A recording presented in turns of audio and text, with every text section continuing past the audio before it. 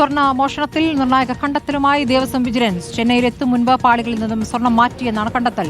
സ്വർണം കാണാതായതിൽ അന്നത്തെ ദേവസ്വം ഉദ്യോഗസ്ഥർക്ക് പങ്കുണ്ടെന്നും വിജിലൻസിന്റെ ഇടക്കാല റിപ്പോർട്ടിലുണ്ട്. ഇതിനിടെ ദേവസ്വം SP ശബരിമല സന്നിധാനത്തെത്തി സ്ട്രോങ് റൂം പരിശോധിച്ചു. സ്വർണ്ണപ്പാളി വിവാദത്തിൽ ഉദ്യോഗസ്ഥ പങ്ക് വ്യക്തമാക്കുന്നതാണ് ദേവസ്വം വിജിലൻസിന്റെ കണ്ടെത്തലുകൾ. 2019 ചെന്നൈയിലെ സ്മാർട്ട് ക്രിയേഷൻസിൽ പോറ്റിയെത്തിച്ച പാളികളിൽ സ്വർണം ഉണ്ടായിരുന്നില്ലെന്നാണ് കണ്ടെത്തൽ. പാളികൾ ചെന്നൈയിലെത്തും മുൻപേ സ്വർണം വേർതിരിച്ചെടുത്തെന്നാണ് നിഗമനം. പാളികളുമായി പുറപ്പെട്ട് ചെന്നൈയിലെത്താൻ പോറ്റിയെടുത്ത 39 ദിവസം ദുരൂഹമാണെന്നും വിജിലൻസിന്റെ ഇടക്കാല റിപ്പോർട്ടിൽ പറയുന്നു. പിന്നിൽ ഗൂഢാലോചനയുണ്ടെന്നാണ് നിഗമനം. പോറ്റിക്ക് കൈമാറിയ പാളികൾ ചെമ്പാണെന്ന് രേഖപ്പെടുത്തിയതിൽ ഉദ്യോഗസ്ഥർക്ക് പങ്കുണ്ട്.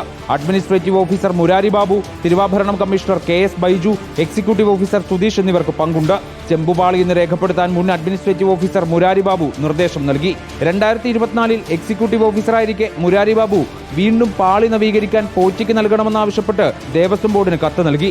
എന്നാൽ ബോർഡ് ഈ ആവശ്യം തള്ളി. മുരാരി ബാബുവിന് പുറമെ തിരുവാഭരണം കമ്മീഷണറുടെ പങ്കിലും ദുരൂഹതയുണ്ടെന്നാണ് വിജിലൻസ് കണ്ടെത്തൽ. കമ്മീഷണറായിരുന്ന KS ബൈജു മഹസറിൽ മനഃപൂർവ്വം ഒപ്പുവെക്കാത്തതെന്ന സംശയത്തിലാണ് വിജിലൻസ്. ചെമ്പുപാളികൾ എന്ന് രേഖപ്പെടുത്തുന്ന വിവരം കമ്മീഷണർക്ക് അറിയാമായിരുന്നുവെന്നും വിജിലൻസ് റിപ്പോർട്ടിൽ പറയുന്നു. ഇതിനിടെ ദേവസ്വം വിജിലൻസ് SP സുനിൽകുമാർ സന്നിധാനത്തെത്തി സ്ട്രോങ് റൂം പരിശോധിച്ചു. ഹൈക്കോടതിയുടെ നിർദ്ദേശത്തെ തുടർന്നായിരുന്നു നടപടി. റിപ്പോർട്ടർ, തിരുവനന്തപുരം.